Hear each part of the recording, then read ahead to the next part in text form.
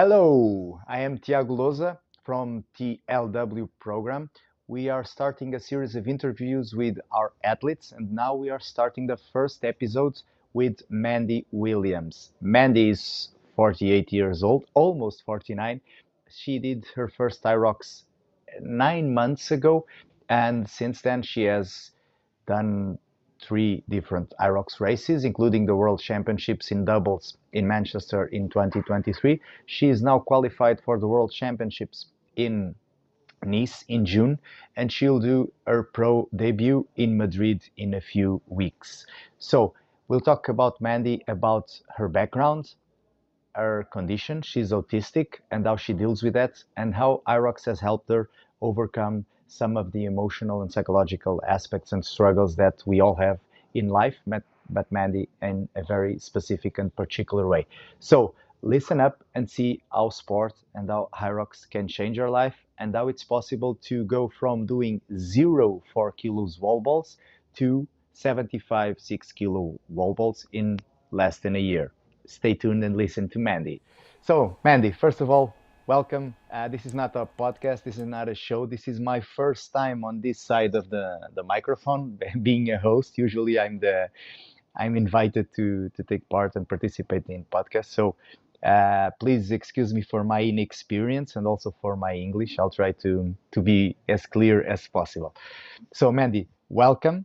Thank I would like just to ask you a few questions for you to introduce yourself, just your age, where are you from, how long have you been doing Hyrox? Just very, very simple and short things, please. you. Sure. I'm Mandy. Do I have to tell you my age? Okay. I'm 40. Mm. No, I don't mind. I'm 48, really close to 49. And I started Hyrox, this is really frightening, in February this year. That's it. It's not been long, has Yeah, it? yeah. Wow. So you started Hyrox, I know, 10 months ago, as you said, in February. You did it in doubles, if I'm not mistaken, your first race. You did it with Robert, your partner. And Mhm. after that, you automatically qualified for the World Champs last year. Is it correct? That's correct. Yes, in Manchester. Yeah, Yes. that was a surprise, I It guess, was a the huge qualification. surprise. Absolutely. We just wanted to beat our children, who were also doing a mixed doubles. We beat them, and that's all we cared about. But then we got to the Worlds, and we were like, right, we need to take this a bit more serious now. So we did, yes. Which is Yeah. where I began on my journey with yourself. Yeah. So So Mandy, tell us just a little bit about your sports background. I know you have an endurance background. So when did you started? At around what age, and what have you done in terms of endurance sports? again, quite late. I was 30 when I started endurance sports, and I started doing marathons, and I did 4 marathons. And I quickly got good at marathons, so I went from like 4 hours to just over 3 hours. I'm a marathon quite fast, so I knew there was something there. And then I started doing 10Ks, and then I started doing mountain running and trail running. And I won a trail mountain race in Romania, and then got quite serious with the Scottish running over here, and then the Masters running. And then I just started winning like vertical kilometer races up in the Munros up in Scotland, and cross country. And then I was part of the GB Masters Mountain Running World Champs, and we got bronze as a team there as well. Um, and then I discovered I didn't really like running downhill that much. I wasn't good at the downhill bit. So I went back and did my first ever track race at the age of 45, and got silver. Wow. And did my first ever 5K race I ever did at the age of 46, and I got 19 minutes and 43 seconds at 46. So I think I should have started a little bit earlier. I think there was a little bit of talent there that I never tapped into. So, but the only good thing is I don't get in if I've been running for a long time, which is quite Yeah. nice. So yeah, a lot of miles every week. That was my background. No strength whatsoever, though. No strength. Yes, that's Not awesome, at all. Andy. That was exactly what I was going to comment. Is that when we start real early, we can reach our full potential for sure, but sometimes that happens really early in life, and then we lose our motivation. We have some how should I say, physical issues, some injuries, sometimes even the emotional part of sports starts to be negative. And so yeah, I think that it's quite normal, at least I see, and I have a few athletes that start running late in life. And sometimes if we look back, we think this could have been a very good athlete, like a national level athlete, but it is what it is. And I think that everything comes when the time is right. And you found running quite late. You found mountain rate running even later, and then Hyrox. And I think it's the perfect timing for you in life. So Mandy, I know that you also have like autism diagnosed. That's something that you speak loudly about. No problem about that. You don't have any problem. So that's something I really admire. Um, just for the record, how old were you when you found out or you were diagnosed with autism? 45. 45. Okay, so just a few Late years diagnosis. ago. Yeah, yeah, very late. Yeah, So and I when you so when you knew about that, when your doctor or someone told you about that, did you felt like that was something negative, or you found that was kind of a relief to know that? Because I can imagine that you have some specific traits or some specific things emotionally and psychologically that you probably couldn't deal with, or you couldn't like fit in some type of I'm not this is not is it a condition or a very specific personality. And did you find that it was a relief to know that? yes. I've Really? always been I thought for years I would have, oh, I thought it was depression. And I would burn out. So I never did anything by halves, which is an asset for sports. But when I was 19, I did a parachute jump. And as a result of the parachute jump, I learned to fly airplanes and get my pilot's license. So I Specific. never did anything by halves. So I look back and there were so many red flags of like, okay, but then I would burn out. I would do everything. Then I got to the RAF and everything was to the next level. And then I realized I would step away from things. And I also had this thing with depression and just breaking down. And so when I got diagnosed, it was a huge relief because I was being treated wrongly. I was being treated for something I didn't have. I didn't have depression. I should have been treated for burnout, really. So when I got the diagnosis, oh, it's nice and day. It's amazing. It's a whole new life, you know? Nice. So now I know, I can keep an eye on myself, hence having a coach to stop me overtraining. And so I can continue to enjoy it. For a hobby, I do a physics degree for a hobby as well as work full Really? time. Yeah, but I know I need to keep an eye on everything, so I don't. Knowing I'm autistic, I now understand myself, and it's incredible. And I understand my brain, which I love my brain. It's incredible, but I understand it now. But it just took 45 years to understand it, you know. So it's Mandy, cool. just I'm going to ask you something before we dive into the sport specific and IROX. Um, if anyone like 20, 30 in his 20s, 30s has some kind of is autistic, what are the red flags, especially people that are connected or related to sports? Because I think it's going to be our audience, and if we can help someone to try to gain some years in terms of diagnose, what type of things should we look to?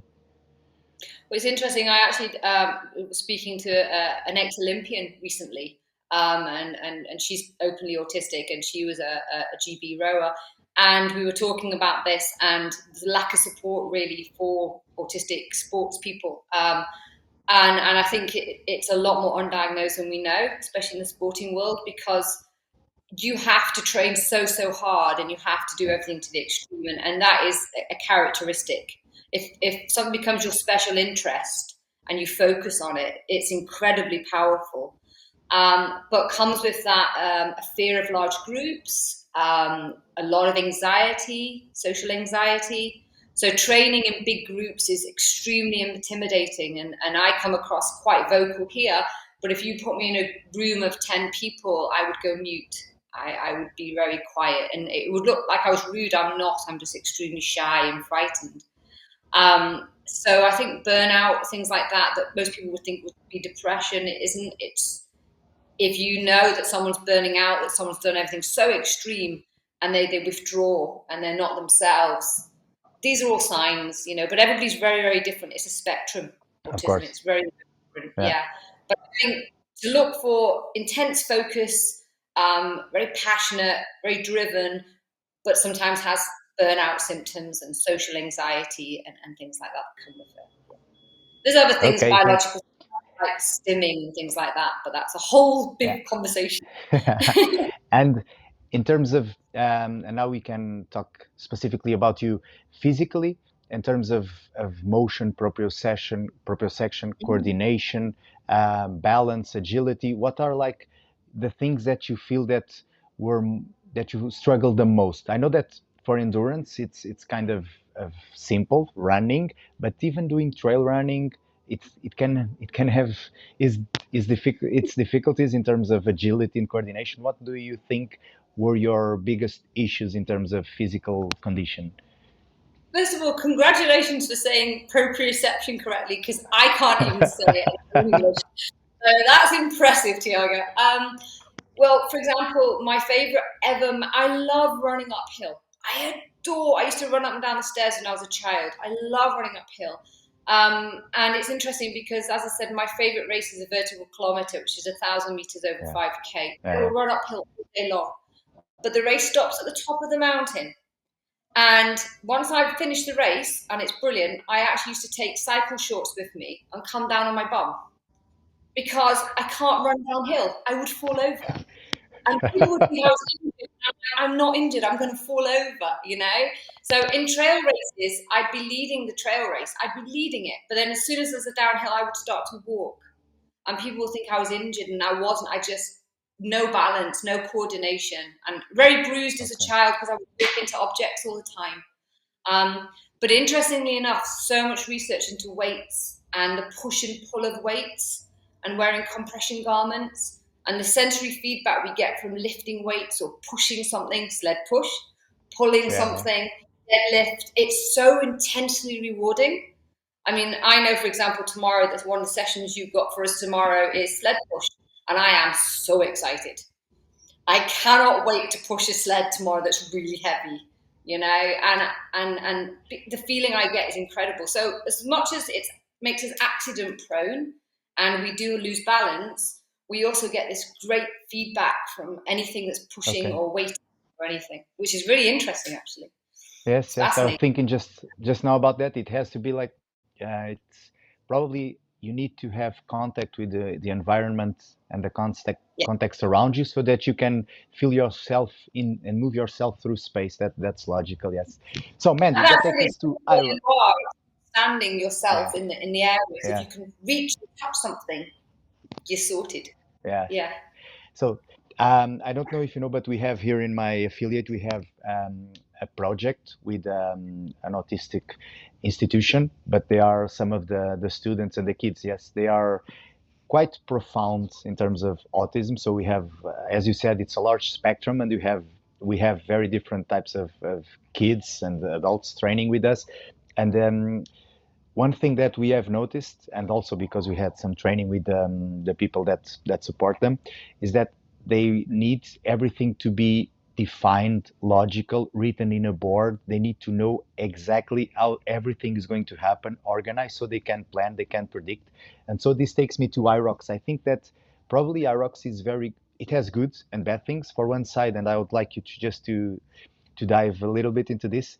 It has the sounds, the crowds, a lot of people moving when you enter a venue. Even for myself, that I'm used to crowds and to due to my work and my coaching and police job, a lots of people, crowds, and even Irox for me it's confusing and there's a lots of different stimulus. But on the other hand, it's very well organized. You know exactly where the stations are. You know exactly what you need to perform, the order you need to perform, the number of reps or distance that you have to do. So, and as you said, I have never thought about that, but the contact with the pushing a sled, pulling a sled, carrying some objects. Even on the road, you are pushing and pulling. So, what exactly makes Hyrox special are all of those things, and it's possible to balance the negative parts with the positive parts. I think it is because you are in this, but if you can just talk a little bit about that. It's interesting because would I recommend when I talk about Hyrox, a lot of I know other people that have tried it who are autistic and they said they've struggled with the sounds and everything. But it's funny. I actually the sounds I find fantastic. They let me zone out. So it's almost like I will wear cancelling headphones when I'm in the gym and listen to music. And the music at Hyrox is so brilliant that actually it doesn't matter how well I've eaten. If a certain song comes on, like Dizzy Rascal, you know Dizzy Rascal out there, Yeah, I yeah, will run a 3.5 minute K. It's fine if Dizzy Rascal comes on, you know. So the sounds really motivate me and actually tunnel my vision. I'm used to being at races across country where everybody's socializing beforehand and I won't. So what I will do is I won't be in the venue before the race. I won't be there. I will just walk up, do my warm up with my headphones on, go into that lovely tunnel. Although I always laugh that when they put the rocket image on in the tunnel, I get hyper excited, and the countdown gets me hyper excited. But I don't talk, but nobody else talks, and that's brilliant. And I just have to look forward. And also, I don't know who I'm racing against. It's a time trial. I'm racing against yeah. myself. Really, really suits me. So I don't have that pressure of, oh my gosh, I've got to be that person, or they think I look silly, or imposter syndrome. I'm just doing it for me. Copy you as well. I smile. Something I did. Talked about Barcelona yet, how amazing Barcelona was. I smiled the whole way around Barcelona to the point I must have looked manic, but I was having so much fun and it came off in my performance. So I'm totally blinkered, listening to the music. I'm going in one direction, you're right, everything's in the right order, absolutely perfect. If Hyrox ever changed anything, I think I'd have a meltdown. But everything's in the right order, I know where it's all going to be. The only thing I don't like is we're not touching that is the wall balls though, because everything else is push pull, but the wall ball leaves me. And I have cut my face so many times being hit in the face with a 6 kilogram wall ball. It's unbelievable because I don't know where it's going to land. So that's the only thing really that I struggle with. Everything else, again, some people might really struggle with the sound. And actually, the lighting's quite nice because it's never very, very bright. Yeah. And lighting is one of my things that I can't really cope with. So I wouldn't be indoors. It might be, it's not. And then after a race, like everybody, I'm so excited that I'm social then as well. You know, then I'll be fine. I'll talk to anybody when after a Okay, race. that's nice. So, Mandy, let's talk about the wall balls in specific. I know, I know that it's. I also struggle a lot on the wall balls, as you know. In terms, if you compare me with other elite athletes, I'm clearly the worst of them all because of my size, my lack of strength, my lack of power.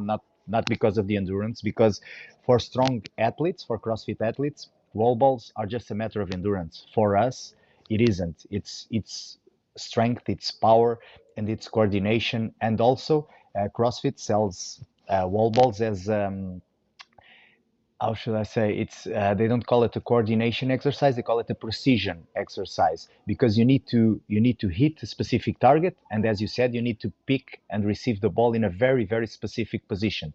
Especially if you are used to train on a target that's on a wall, you have a different sensation and feeling of distance, of depth, and that then it's completely different from a race where you have the rack and you have nothing to in front of you, so it's an empty space and you need to figure out exactly the perfect place to be and where the ball is going to land. So this you as you've said, lack the strength, lack the coordination, lack the probably some mobility.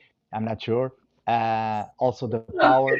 So wall balls, I know, are a real struggle, and I remember the first time that we've talked, and then with and some follow-up conversations, especially when I was watching at your stories, Instagram stories, and we talked about the squats and the wall balls. I know that in your first race, you're probably unable to do 3 or 4 wall balls, 4 kilo wall balls in a row. And I know that you now can do a lot of 6 kilos wall balls. You can even throw a 9 kilo wall ball. So, Mandy, in this 7-8 months of training. Now you have done your first race in 10 months, but you have started to train specifically for Manchester, I don't know, 7-8 months ago. What has changed? What do you see as your conquers, your things that you really think that are your biggest achievements in terms of wall balls? Oh, in terms of wobbles, it's a whole story in its own right, isn't it? So I made a basketball. I opened a basketball and I put sand inside and I taped it up. And that was my first experience of a wobble. And then I bought myself a 4 kilogram wobble, which is here, which is too light now. That's redundant. That's how I went that journey. But yeah, no, you were too nice to me. I didn't do one wobble as a doubles in One. Manchester. Absolutely yes, exactly. I totally let my partner. I went to do it and I just couldn't hit the target. And it was the target. I couldn't hit it. I was like, I couldn't hit it. I was like, it's not working. I'm so sorry. And he was exhausted. And I've got some incredibly funny photos of him looking at me going, you're letting me down here. And it was really funny. And after that, it became a mission. And I actually had a wall ball in the bathroom. And every time I went to the bathroom, I'd do 5 wall balls. I was obsessed with the muscle memory coming in and kicking in.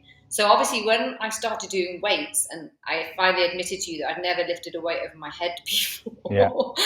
and I started doing weights, I don't know why or how, especially with my age, and I obviously don't mind saying this, but perimenopausal, I didn't know I'd put any muscle mass on, and I did, and the strength has started coming that.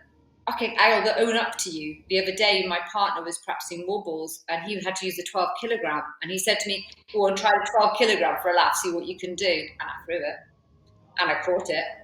And I was like, okay. And I walked off like this going, yes. So we've gone from a taped up basketball of sand to throwing a 12 kilogram wobble and feeling fine with it. And I did, when I did solo in Barcelona, I did all 75 and they felt fine. And now I am training for the pro, for the Worlds again, and the 6 kilogram feels fine. And secret, I enjoy wall balls now. I enjoy yes, I enjoy them because I like the target. It's like a game. I've gamified it. So, Yeah, that's yeah, that's a very nice way to do it because no one loves wall balls, but especially on the end of a race, they are really, really hard. But I know you have improved a lot, and as you've said, in your age, it's not easy to gain muscle mass, but also you were untrained, and that's true. You were untrained in terms of strength. So as soon as you find the right form to perform the strength conditioning workouts, I think that it would be obvious for me as a coach that with your focus and mindset in 3-4 months, you would gain muscle mass, you would gain some strength, some power, and then obviously the coordination and the balance, the precision comes of practicing, and that's what you've been doing. So nothing is given, everything is earned, and you earned your wall balls for sure. So Mandy, you already yeah. talked about this, but let's be clear. What are your goals for this season? So I am doing Madrid as a pro woman to get ready for because I qualified for the World Championship. So, Yeah. which again wasn't expecting Barcelona solo. So yeah, I have Madrid Pro Woman, which will be my first solo pro because that was my first solo open in Barcelona, and then obviously I'm going to focus to it and nothing else. I'm not doing anything else. I'm just doing those 2 races, giving it my all. Yeah. And the idea, I was meant to be doing Pro Woman when I was 50. That was my aim, but it's just come a bit sooner. That'll give me some experience that when I'm 50, I can really do some damage in the pro. Oh, I said it there. That's tough Oh. talk. So Mandy, I don't know if you like to commit yourself publicly or at least with your coach in terms of Madrid. What do you think would be a good time for you to perform in pro? Or if you want to be not don't give me an overall time, just give me like 3 or 4 workouts or race average pace, something that you'd like to achieve in that specific race. Okay, well, I don't focus on ski or row. Ski is my warm up, and row is my Yeah, recovery, and that's how I've always perfect. seen those the ergs.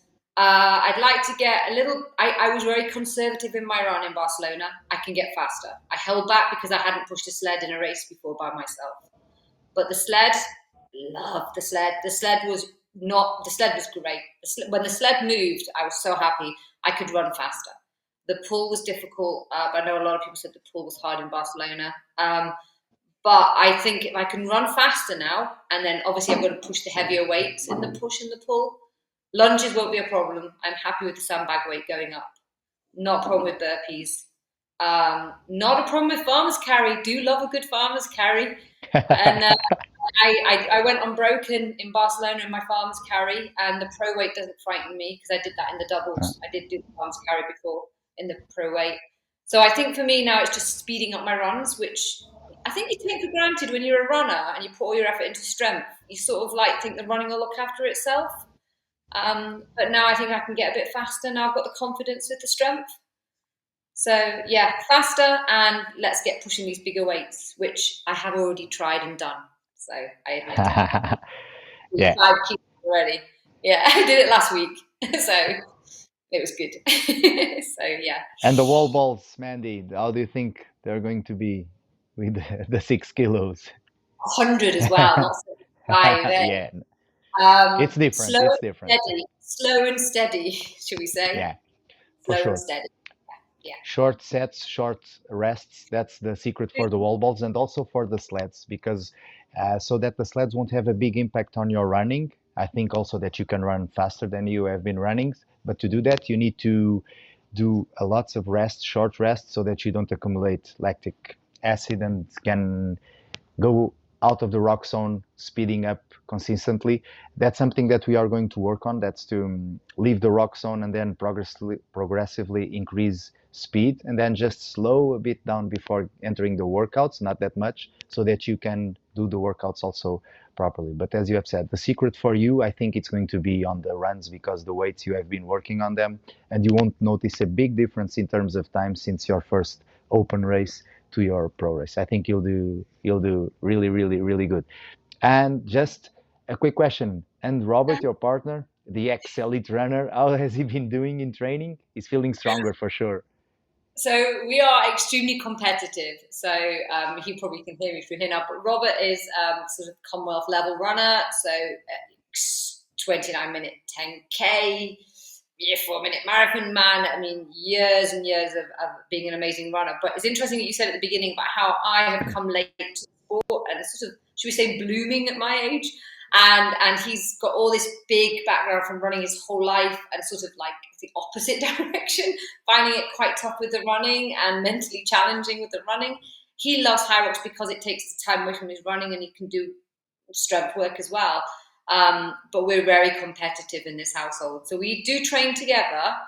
It's extremely, even the training is competitive. It's very funny. He'll deny this if he was here, but it is competitive. We try and beat each other in training, which is funny. But he has actually decided to do a doubles with our son now. He's going to do a doubles with our son in Madrid, Nice. who is very fast, but only 21. So I'm hoping he thinks some young, fresh blood, fast blood will help him. And then I think he's going to go and try and get into the worlds as well. But we'll see how it That's goes. nice. But it's a very competitive age group, the men's, isn't it? In that age group, in the 14. Yeah. Yeah. 40 Yeah. to 45 and even 45 to 49, they're hard age groups. Well, you're his Athletes, competitor, aren't you? He's after you, Tiago. You're his competitor. easy. You're in his age group, Yeah, I in the am on men. his age group. Yes, Yeah, I am. yeah, Yeah. it's you against We'll, you. Yeah. he needs to beat me. Yes, he we'll have does. we'll have double world championship slots for both of us for sure. Yes. So, Mandy, just to finish, um, just rounding things up, what do you think are the most positive outcomes and your positive takeoffs of doing sports? Is it for you specifically? Is it the training, the accomplishment, the improvement, the progression, the competition? Is it the winning? I know that you probably are competitive against yourself, and Irox allows you to see yourself progressing over time. Is it like a daily escape to be tired? You have a lots of energy. So what of all of those things, what do you think drives you the most, or at least what do you think are the most important parts for you in your life in terms of positive things, of course? I was once called by the ex-Olympian a joy warrior. I'm always very happy and joyful, but I've got like this warrior spirit inside of me, and I think sports brings out in me. I'm compete against myself, nobody else. It allows me to burn off a lot of energy, but actually counteracting makes more energy and makes me get fitter. Um, but it gives me confidence, and it also, my brain is always going, and in sport it turns off, and I'm able to be in the moment. And it's that total flow state that everybody really wants, that meditative flow state. So it gives me that total focus, that total flow state. I feel so incredibly strong. And as a woman, gaining strength, doing Hyrox, being coached by yourself, giving me that strength has made me feel incredible as a woman at 48. I don't mind saying it. I feel brilliant in my body. I love that I can do what I can do, and the health benefits that come with that as well is incredible. I can still beat my son in a 5K. It's amazing, brilliant, and I love all of that, and I think just the power it gives me, and then it goes into life. So when I'm working, I work full time. When I work, I have this inner confidence. I have this strength that fitness and sports gives you, and I love Yeah. the discipline. I love discipline. I'm not into motivation. I'm into discipline. I love the routine.